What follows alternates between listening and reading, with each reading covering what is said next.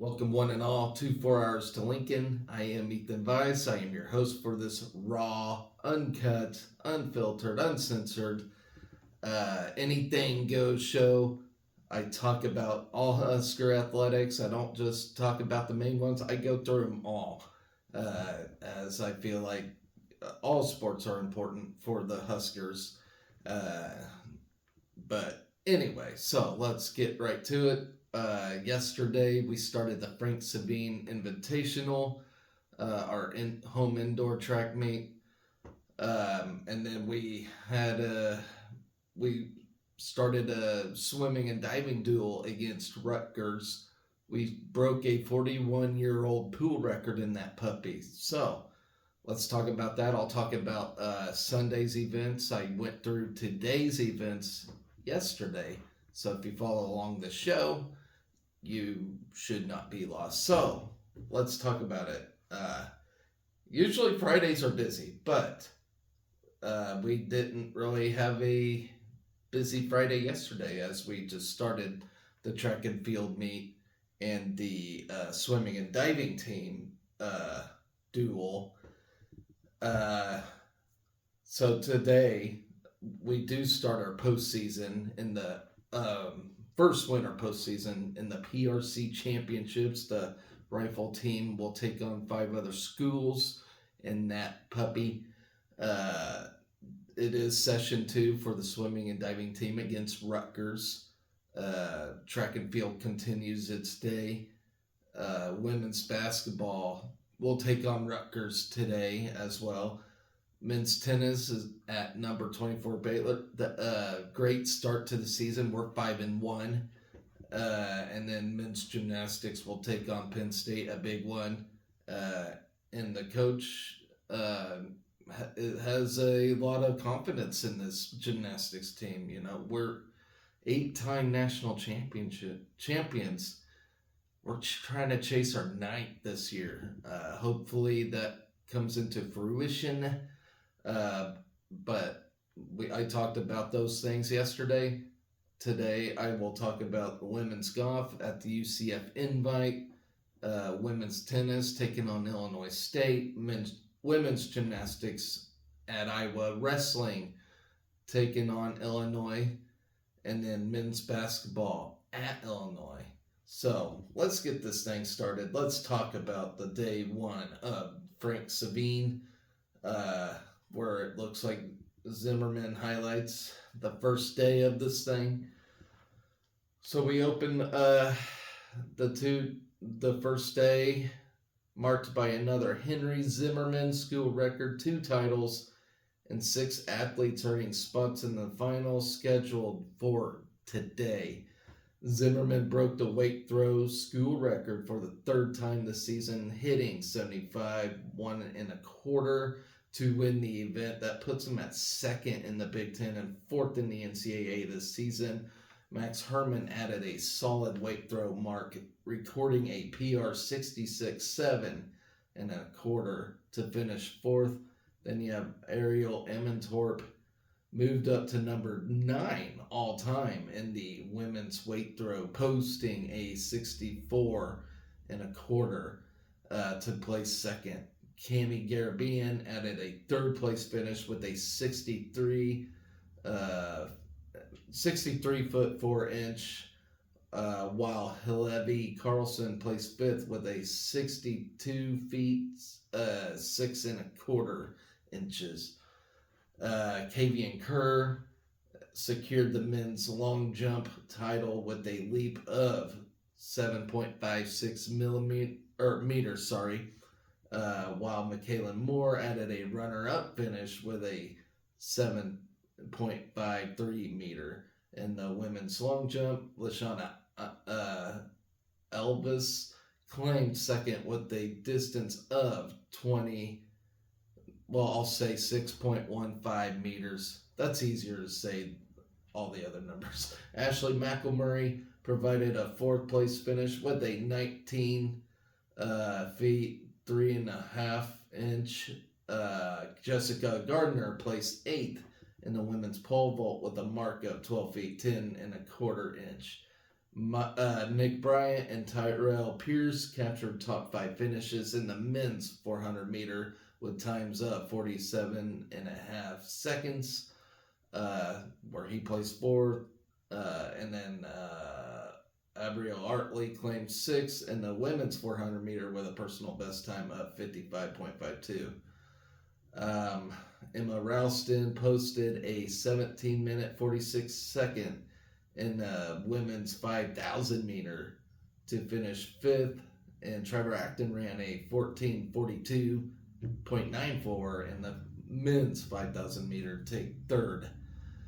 Then we have the pentathlon. We have Fabien Wanjoku cruised to fifth place with the 3,373 total points after earning runner-up finishes in the shot put with a PR of 39-3, and the long jump with 5.69 meters. In the 60-meter hurdles portion, Wanjoku added a personal best 8.72 to take third. Rebecca Pecora had the best high jump clearance in the field with a 5.925, while earning third in the long jump with a distance of 18.525.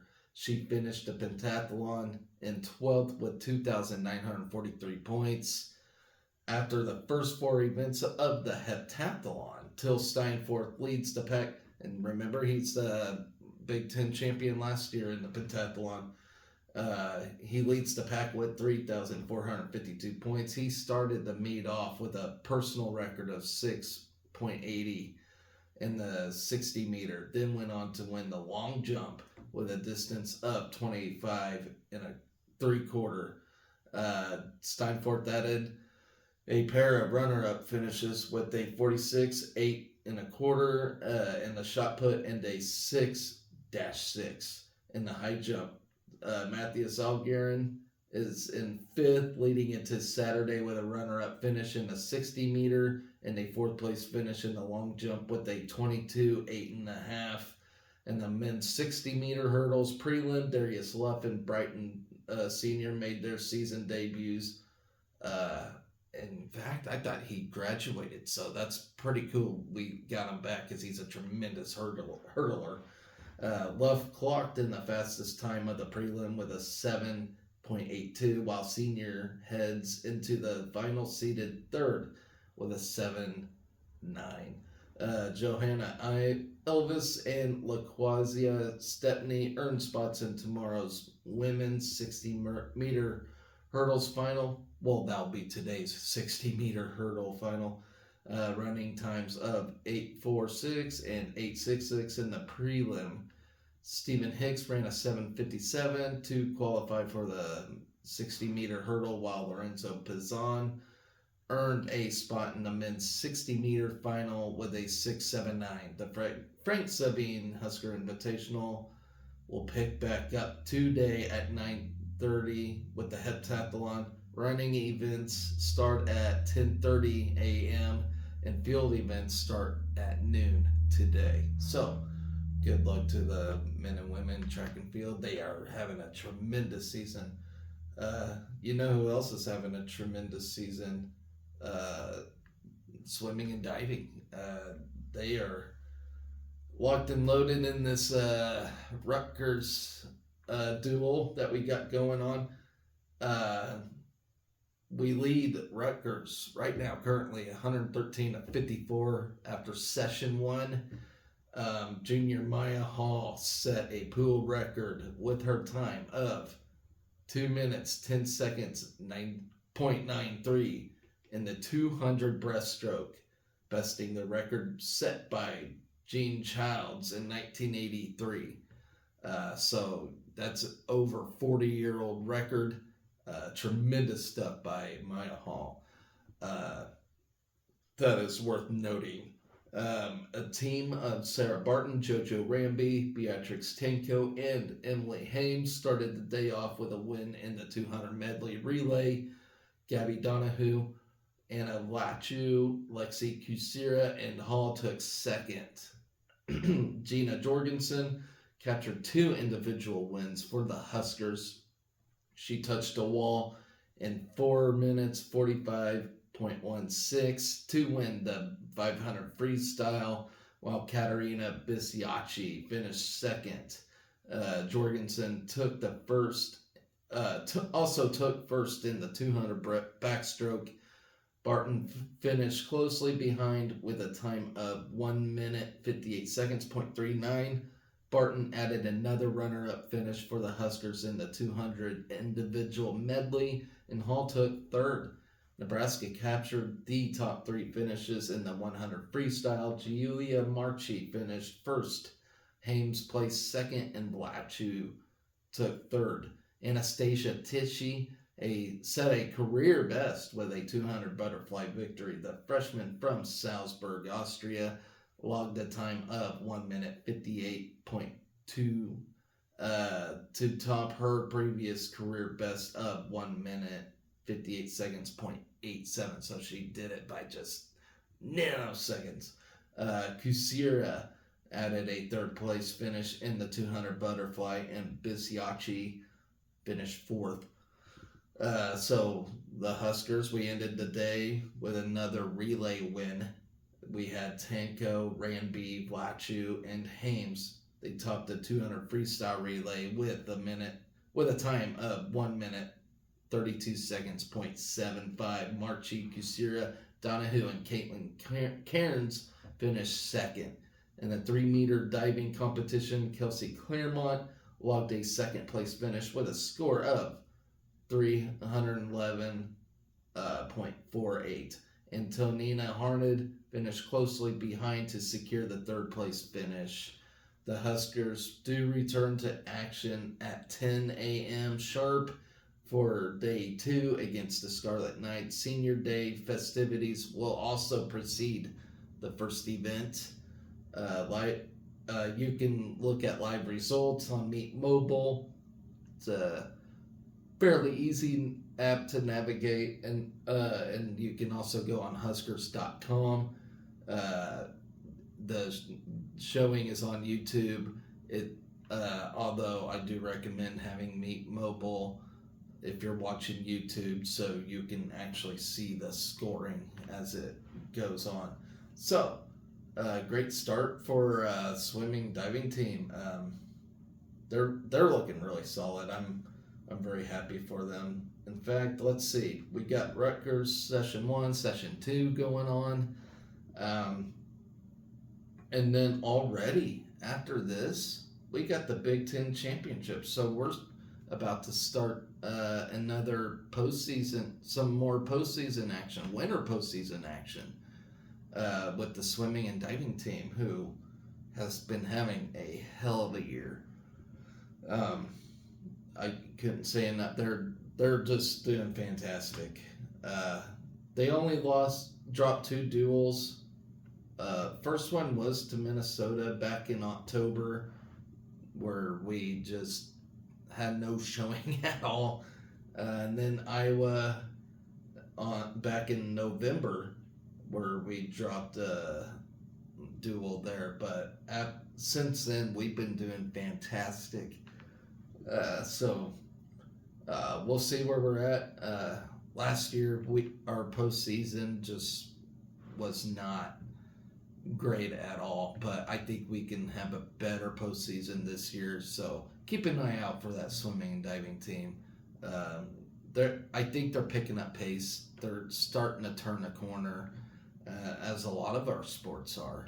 So they're no different than a lot of sports that are going on. So I did talk about what today's activities persist of.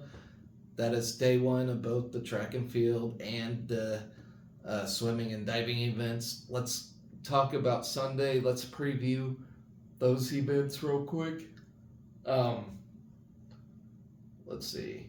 So, as I mentioned, women's golf tees off their spring season. They're getting going at the UCF Challenge.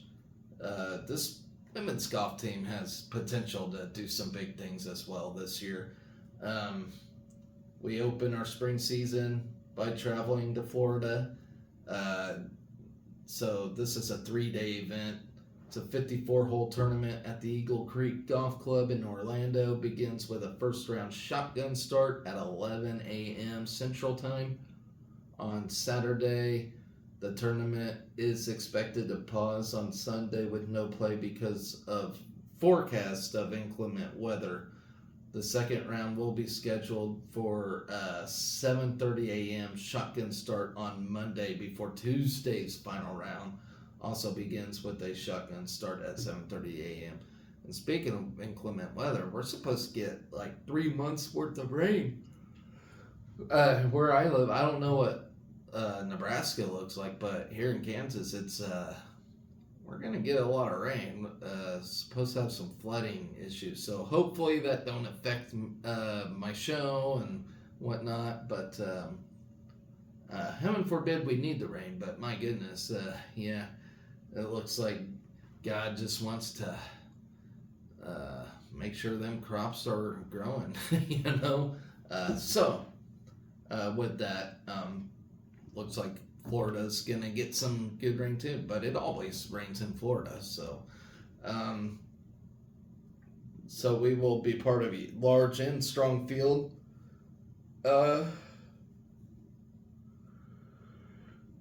I am back yawning again. I swear I'm not bored. It's a strong field on the par 72. It's a 6,367 yard layout at the Eagle Creek Golf Club. The 18 team field features 16 current top 100 teams led by the hosts from number 13 UCF, number 14 Northwestern, number 28 North Carolina, number 29 Michigan State, number 35 Kentucky, number 36 North Texas, number 37 Virginia Tech, number 46 KU, number 48 Miami, number 51 Iowa State, number 52 Texas Tech, number 57 Kent State.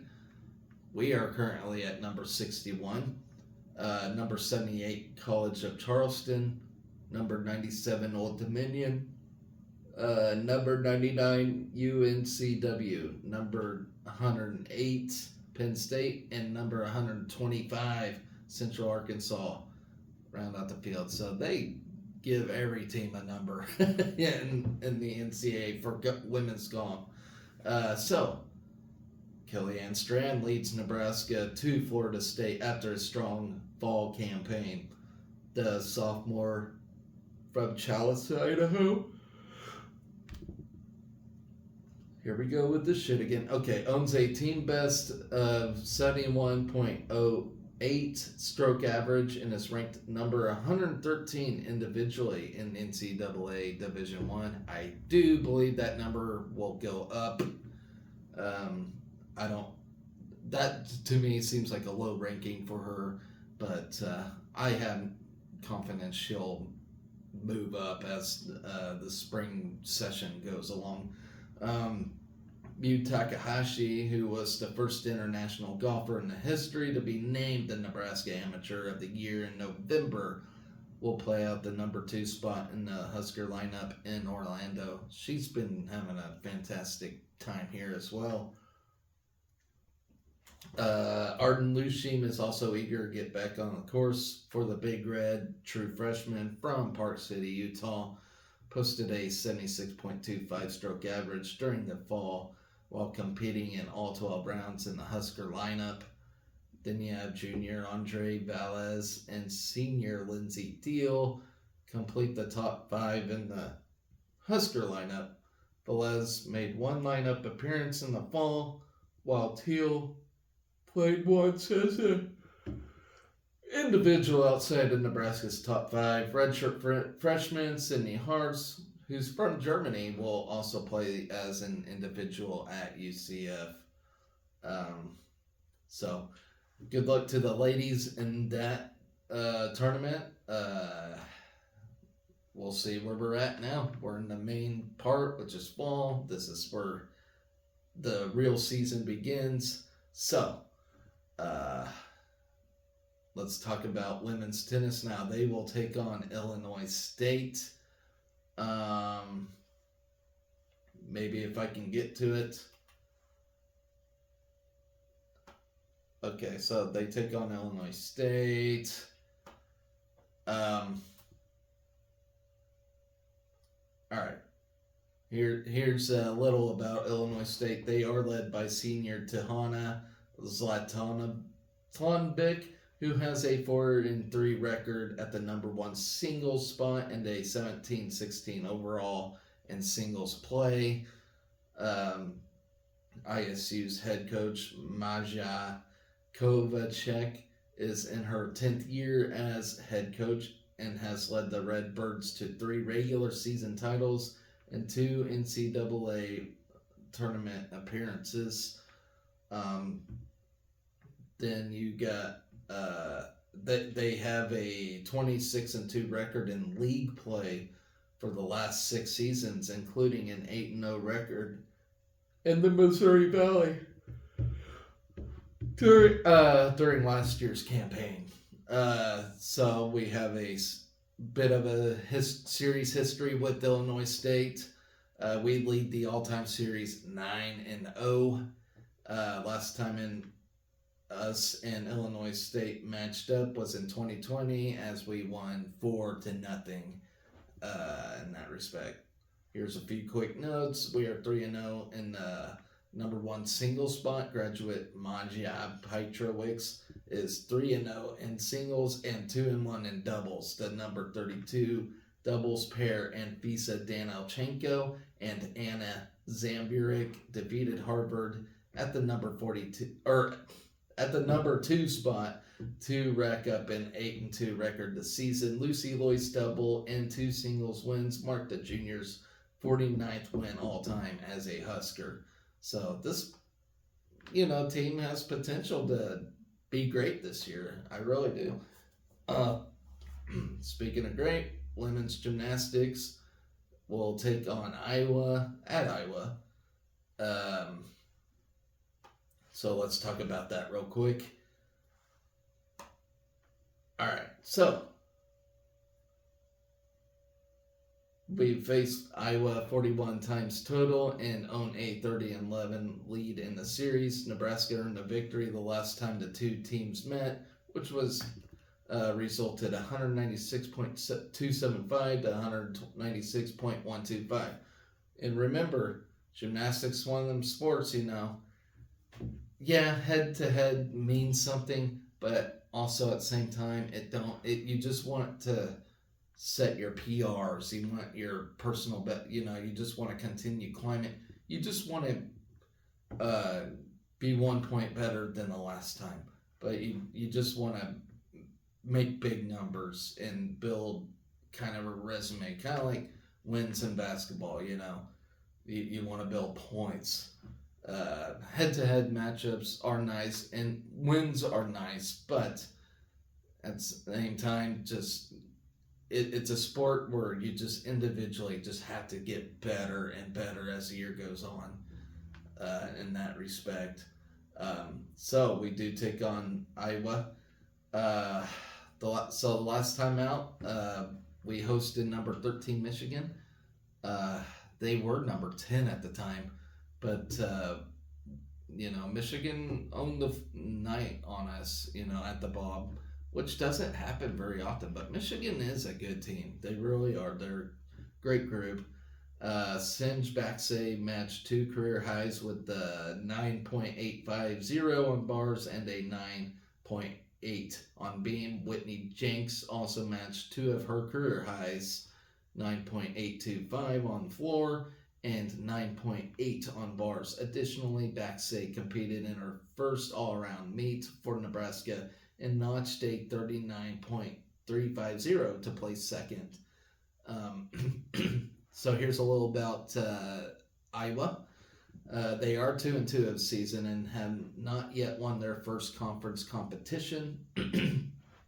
They have defeated Washington, Southern Utah, and have lost to Michigan State and number 16 Minnesota. And their most recent meet was 197.4, 195.7 loss to the Michigan State Spartans. Iowa is led by Adeline Kinlan, Karina Munoz, and Eva Volpe. So I do think this could be a pretty competitive gymnastics duel. Um, but I have no doubt in my mind we'll come out on top of this thing and set some PRs and all that the good things. So their team's looking pretty good. I will say that. So speaking of pretty good, let's talk about wrestling now. They'll take on Illinois. Duel, I believe, will win, respectively. Illinois isn't great. The last time I had some faith in Illinois was when they had that Martinez guy, Isaiah Martinez. He looked like he was on pace to be a four-timer, but just somehow uh, lost all his marbles. but here we are. We're in this duel. How many weeks do we got left in wrestling? It's crazy. This whole winter season is go. So we got Illinois, then we take on Michigan, then we're at Penn State, at Arizona State, and then we're already in the postseason, ladies and gentlemen. So this year's going fast. And that Penn State duel, oh my gosh, that's going to be rough.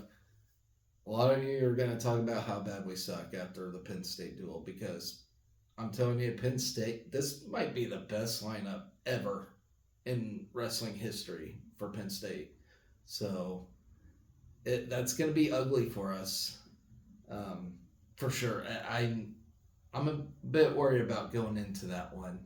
It's at Penn State, and they are just looking tough. And I don't know if you'll get that Peyton Robb, Levi Haynes rematch because that we're sitting Peyton Robb out at the worst time, and I don't know if he's going to be in this Illinois duel. I really do not know. So we'll talk about the future later on, but let's talk about this duel. I didn't really read through anything, so I don't even know if we have potential to put Peyton Robb in. So yeah, we are on a 4 duel win streak. We're ranked number 6 right now in the internet. Well, I thought we were number 4, but I guess that changed. But we will take on Illinois. Duel is set up for 2 p.m. and will be streamed on Big Ten Plus. Prior to the matchup, we will welcome youth wrestlers around the state for the Nebraska USAW District Duel Finals. Action is slated to begin at 11:30 with doors opening at 10:30 a.m. So, Illinois enters Sunday's duel 3-5, and they're 0-2 in the Big Ten with 2 straight losses, 2 Big Ten foes, Ohio State, who we beat, and Iowa, who we lost to. Before coming to Lincoln, the Fighting Illini will face Michigan State on Friday night. Illinois' projected lineup features 6 wrestlers inside the top 33 of their weight class. So you have Tony Madrigal, who's ranked number 33 right now at 133 pounds. Number 27, Danny Pusino at 141 pounds. Number 8, Cannon Webster at 149 pounds. That matchup against Ridge Levitt could be pretty dynamic. Number 30, Chris Moore at 165 pounds. Number 9, Edmund Ruth at 174 pounds. And number 28, Dylan Connell at 184 pounds. 6 of the 10 bouts will potentially feature ranked matchups. 9 Huskers enter the weekend ranked, led by number 1, Ridge Levitt, of course. Y'all know him. Lenny Pinto, number 3 at 184 pounds. Number 7, Brock Hardy, 141 pounds. And then potentially number 9, Peyton Robb, ranked number 9 at 157 pounds. So he took a big drop from number 2 to number 9. But as long as he can stay ranked and get his stuff together, maybe get 6 in the Big Ten championships, and earn that berth into the NCAA. He'll be fine. This boost does boast a collective 27-7 record and has scored 111 dual points this season. So we lead the all-time series against Illinois 10-4 with the first meeting between the teams dating back to 1939. So the early days of Husker wrestling. Most recently, the Huskers defeated Illinois last season at Illinois, 27-19. Our last duel, we took care of business against Wisconsin, 28-9. We'll close out home duel competition on Friday, February 9th, as we host Michigan. Action is slated to begin at 6 p.m. and will be aired on BTN. So here's our projected lineup. At 125, we have either Caleb Smith or Alan Culler. Number 17, Jake Van D, who's at 15-5, or Kyle Berwick, who's at 3-3. 141 pounds, we have Brock Hardy or Blake Cushing. Ridge Levitt looks like he'll no doubt go out no matter what at 149 pounds. Then you have 157 pounds. We either have Peyton Robb or Ethan Styles. Ethan Styles is not looking too bad himself. I would love to watch them two go at it in the practice room. Antrell Taylor at 165 pounds, ranked number 17th at the moment. Then you have 174 pounds, Bubba Wilson or Christopher Minto. I don't think they really get enough respect. I think Bubba Wilson and Christopher Minto feed off each other. Minto is not too shabby himself. He's 12-3. Yeah, he didn't wrestle as quality of opponents as Bubba Wilson, but I no doubt believe Christopher Minto's going to be a force to reckon with in the later years. He's really impressed me. 184 pounds, Lenny Pinto at number 3. He's been phenomenal as of late. Silas Allred, number 14. 17-4 record so far. He's been on a tear. He's had some times I've been very concerned about him. I'm very concerned about him in the Big Tens because he is our reigning Big Ten champion. Can he repeat this year? And can we get more than just one this year? We'll see. Then you have Harley Andrews or Nash Hutmacher at heavyweight. So which one's it going to be? Neither of them. In fact, that's the only weight we're not ranked at right now. So that's a juggle Mark Manning's been having to deal with. Everybody else is ranked and looking posed to go to the NCAAs. I would love to send a full 10-team crew this year. Harley Andrews is starting to turn it on. I don't know why Mark Manning sat him out after he was on a roll, but I know people want to see Nash. But I really still think, in my honest opinion, and I could be very wrong about this, but in my eye test, Harley looks more like the guy than Nash. Not because Nash is a bad wrestler, because he's not, but he's got to develop. He went from football to wrestling, and this is collegiate football and wrestling, not high school. So it's a very, very difficult transition. And we throw Nash out there against less inferior opponents. He's still wrestling close against guys that aren't ranked and all those things, but I'm not saying he can't be good. He just got to develop. He is a 4-time state champion after all, so him being on this team is very justified as it is. I don't question his ability, and I don't question his development. Mark Manning, if anybody knows how to develop wrestlers, especially as the season goes on, it's Mark Manning. He's very clever at it. I'm very impressed with how he does it. He makes a lot of decisions that I'm just thinking, what is he thinking? But he, in the long run, it makes sense, especially in the postseason. So, and that duel that I mentioned that coming up against Penn State, it's gonna be the same way. It's gonna be like, why is he doing that? And I will be honest. I'm very worried about that duel. What's it gonna do to our team's mindset? Because you just know they are a great team. Iowa is a great team, but Penn State is on another level. And no doubt they're going to win a national championship this year. No doubt in my mind. I mean, that is everybody's mindset anyway. And doggone it, heaven forbid, if Peyton Robb would have beat Levi Haynes last year, if he didn't get that nasty infection that almost killed, I think he would have beat Levi Haynes. Because right now he is the darling at 157 pounds, and that just irks me because I really do believe Peyton Robb could have won that rematch last year had he not, almost died on us. But, that's hopeful. I really do hope Peyton Robb, gets his mental focus back in. Because, I don't have any doubt he's fantastic wrestler, because he is. Wrestling's more mental than anything. Believe me, I've been there. It is a mental game.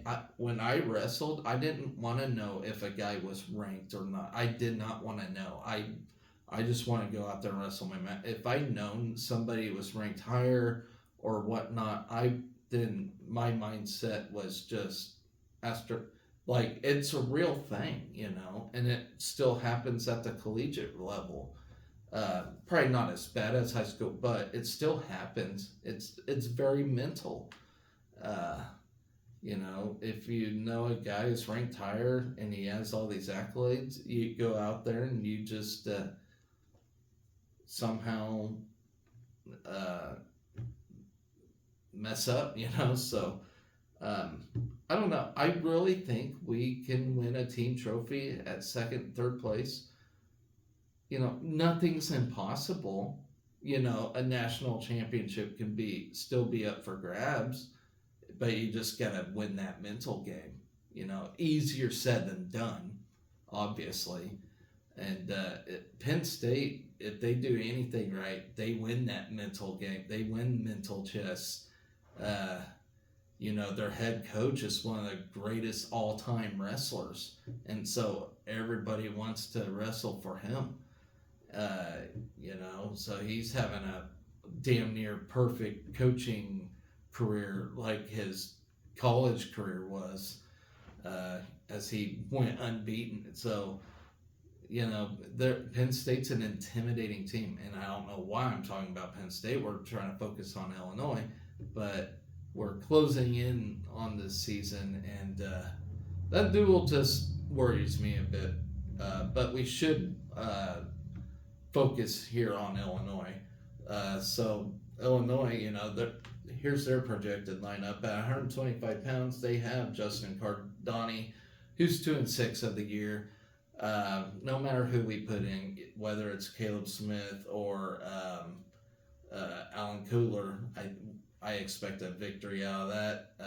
133 pounds, they have Tony Madrigal, who's 1-3, but he's ranked 33, so he's wrestled some quality opponents. So you either got Jacob Vandy or Kyle Berwick going out there.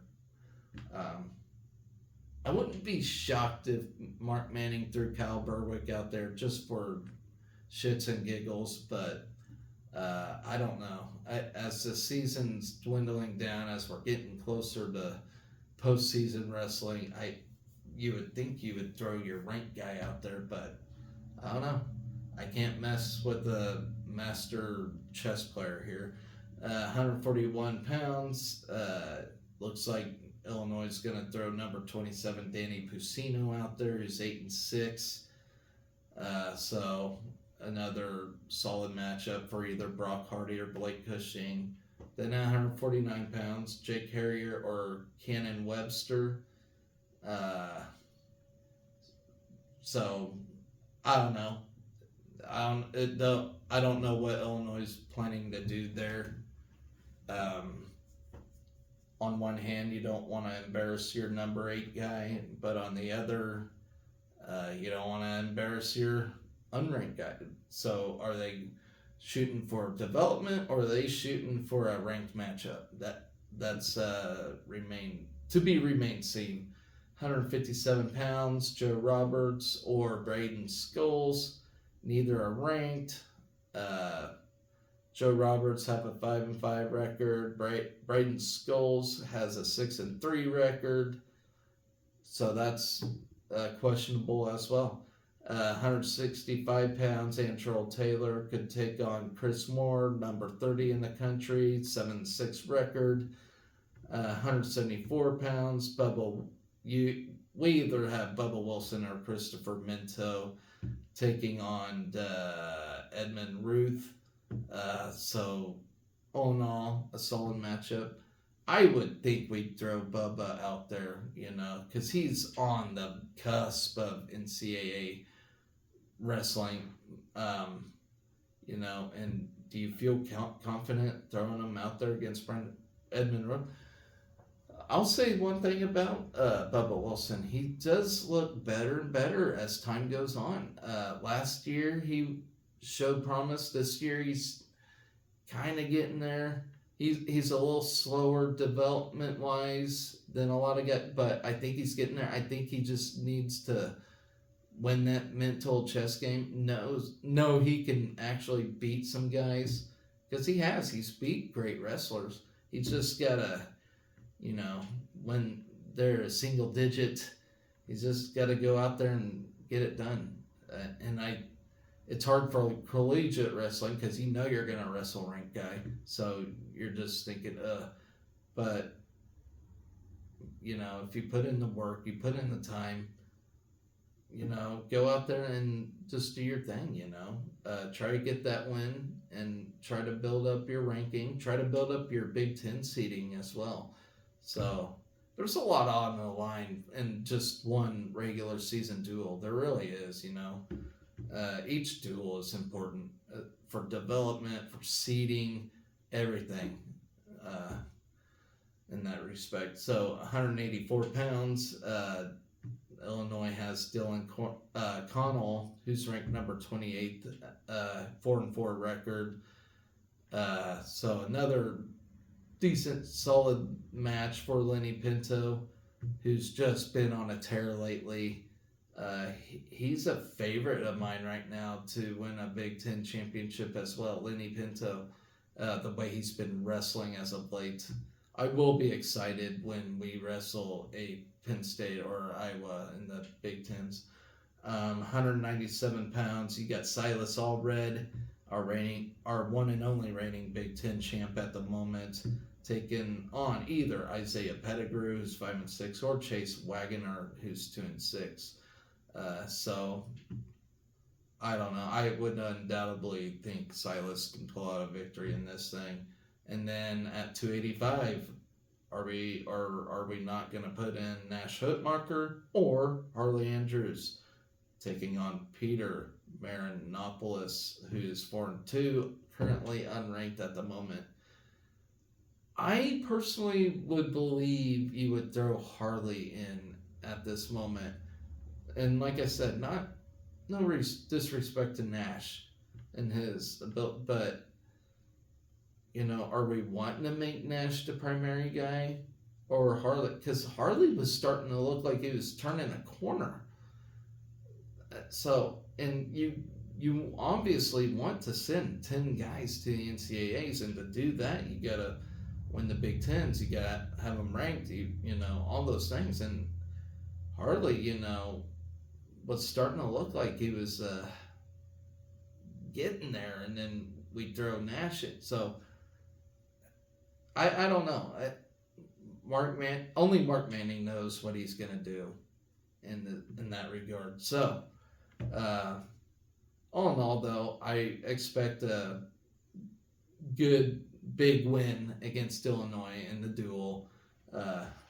Not taking anything away from Illinois. They are a Big Ten wrestling school. And they are a good team. They're just not great. Not yet, anyway. They could be later down the road, but right now, I do fully believe we'll take care of business against Illinois. And speaking of Illinois, let's talk about our last thing for the weekend, which is a basketball game against Illinois, number 14 in the country, on the road. Big, huge game at its finest here. And yes, as we all know, we're all worried about it. It's definitely not going to be a cupcake at all. And actually, I don't have any info on Illinois at the moment, but we do know they're a great team. They beat great teams. They beat KU, which KU, in their own respect, ain't doing that great either. But we all know Big Ten road games are hard. They are tough to come by. And that's no different here against Illinois. We had the big win against Wisconsin. Can we turn around and get a big road win against Illinois? If we win that, it'd be astronomical, And I no doubt believe these guys can do it. I really do. We beat Wisconsin, who is a legit Final Four team. I really do think that they are among one of the best teams in the nation. I really do. Wisconsin is no joke. They are no cupcake. And we came back from, what was it, like 24 points and won it? I mean, insane. And yes, the help from Pinnacle Bank Arena helped, but our guys still have the ability to do it. So, yeah, that should be a huge confidence booster. This team is capable of anything. And yes, crowd helps, but it's still our guys' ability to do it, They should reach within themselves. And yes, on the road, you got to bring your own energy. You got to find your own energy. And you do got to find a way to shut the crowd down. And Wisconsin did it from here time and time again. But we ended up channeling our energy and getting our crowd back into it and getting a win there. So, if we can do that, we can no doubt win at Illinois. We can. We just got to do it, and we got to just figure ourselves out. And Wisconsin's one of the few teams that can find road wins. They can win on the road.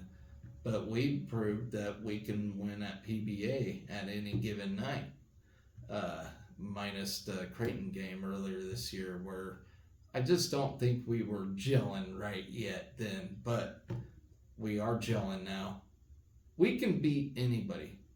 This team is good. I really do believe that, Yes, everybody says we can't get a road win. We can't get a road win. Yes, we can. You just got to have that belief, Don't let these guys read on social media and whatnot, that they can't win on the road. Yes, they can. They can do it. Don't mess with their minds. Let them do it, because they can.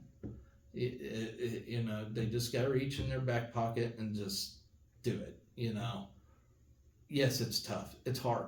I get it, But, what else was hard? Coming back up from 24 to beat Wisconsin. That was hard. So if we can do that, we can surely get a win at Illinois. I really do believe so. But anyway, I don't have any roster things yet for Illinois, so I can't really preview this game.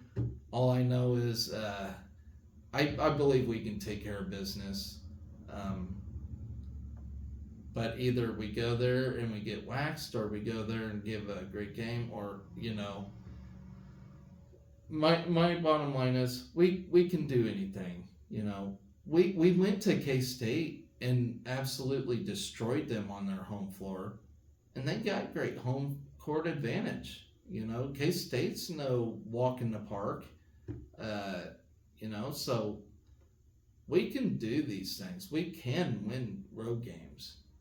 We just gotta win that game of mental chess or whatever, going back to wrestling. We just gotta keep our heads in it.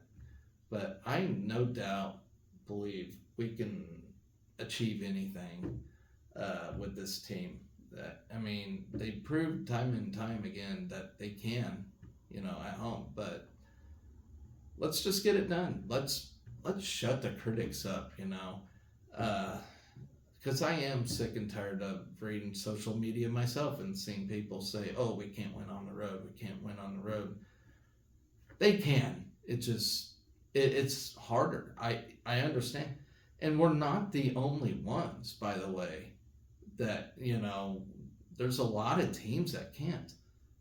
But maybe we can be the team that says, "Oh, hell yeah, we can," and just do it. But yes, I do get it. It's a tall order, but we'll see. A lot of wild things happen in basketball.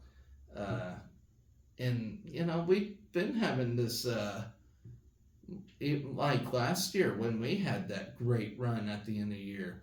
We didn't get into the postseason, but we did have a good enough run to catch a few eyes, So maybe we can start that right now, with that Wisconsin win being game one of that final 10-game stretch.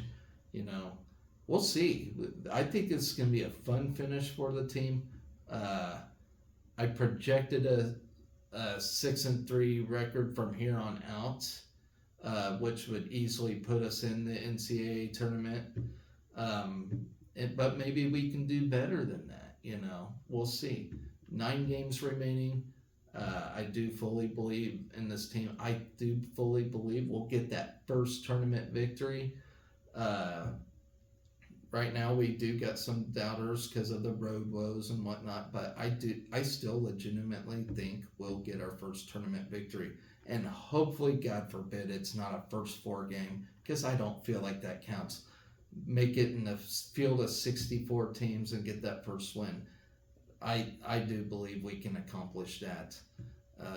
And heaven forbid the players, they get that feel. Maybe they'll go for more. We'll see. I think it's going to be a fun finish this year. March overall for all our winter sports is going to be great, and it's going to be fun. So I cannot wait. I love March. I look forward to it every year. To me, March is funner than the Super Bowl, all those things. March is just fun. It's filled with so much activity, and whatnot. So anyways, guys, that's going to do it for this show. I know there's a lot to go through.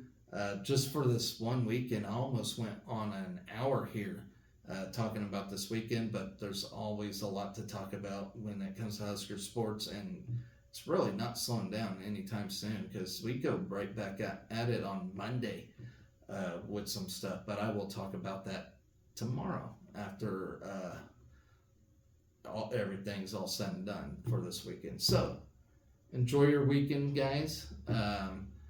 I may not personally be able to watch much sports this weekend. There's stuff to do at home, but I will be back on it. I will talk about, everything Husker related, all the sports, all the time, as we journey on this 2023-2024 athletics campaign that has been really fun so far this year.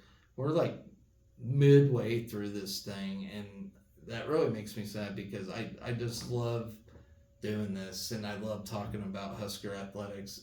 It's been a fun ride this year so far, and I'm hoping to do it again next year. We'll see about that, but the most important thing, guys, if you like this show, please hit that subscribe button, as that gives me more of a chance to do this and whatnot. So anyways, guys, take care.